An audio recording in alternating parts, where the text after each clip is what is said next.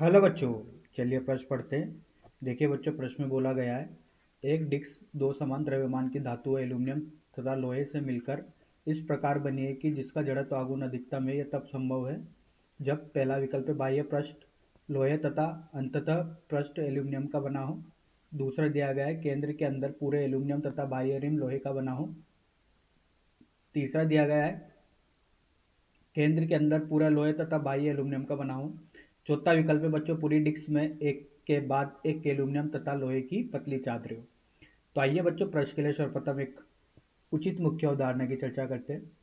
तो देखिए बच्चों, जड़त्व आघूर्ण पर आधारित ये प्रश्न। तो देखिए बच्चों, यहाँ पर एक असममित आकृति की कोई वस्तु है जिसका द्रव्यमान m है और ये इस अक्ष के प्रति बच्चों, ये इसकी अक्ष है।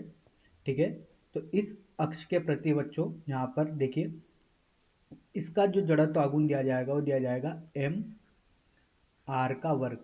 बच्चों देखिए यहाँ से, अगर बच्चों यहाँ पर इसमें छोटे छोटे द्रव्यमान है, ये m1 द्रव्यमान है बच्चों, ये m2 द्रव्यमान है बच्चों, और इनकी दूरी है बच्चों इस अक्ष से लंबवत दूरी r1 r2, और एक द्रव्यमान है बच्चों m3, और यहाँ पर दूरी है r3।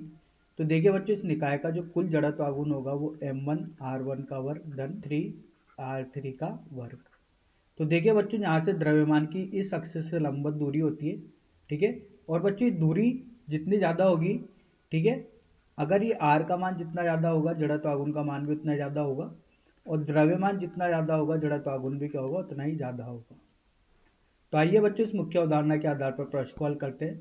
तो देखिए बच्चों, यहाँ पर दो समान द्रव्यमान की धातु बताई गई है। ठीक है, और डिस्क है बच्चों। तो देखिए बच्चों, यहाँ पर एक डिस्क का निर्माण करते हैं। डिस्क में बच्चों जो द्रव्यमान होता है समान रूप से वितरित होता है। दो धातु है बच्चों, एक तो एल्यूमिनियम है और एक लोहा है। तो देखिए बच्चों, जो घनत्व होता है, ठीक है, वो लोहे का घनत्व ज़्यादा होता है किससे, एल्यूमिनियम से।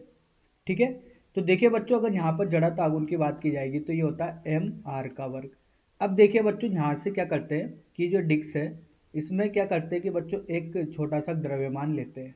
ठीक है, अगर बच्चों यहाँ पर एक छोटा सा द्रव्यमान लिया जिसमें बच्चों इसका द्रव्यमान r पर जाकर dr का एक छोटा सा द्रव्यमान लिया dm।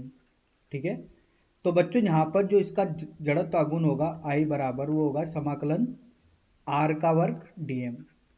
अब बच्चों, जैसा मुख्य उदाहरण में देखा था कि अगर दूरी बढ़ेगी तो जड़त्व आघूर्ण बढ़ेगा। इसके अक्ष से लंबवत दूरी होती है बच्चों द्रव्यमान की, वो बढ़ेगी तो जड़त्व आघूर्ण बढ़ेगा।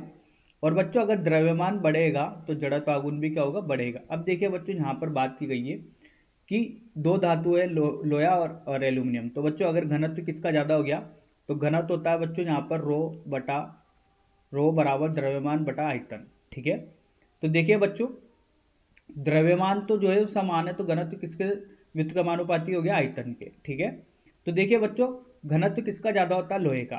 ठीक है, तो लोहे का अगर घनत्व ज़्यादा हो गया है बच्चों, तो स्वाभाविक सी बात है कि इसका द्रव्यमान जो होगा वो तो समान बताया गया है, तो इसका आयतन होगा जो कम होगा।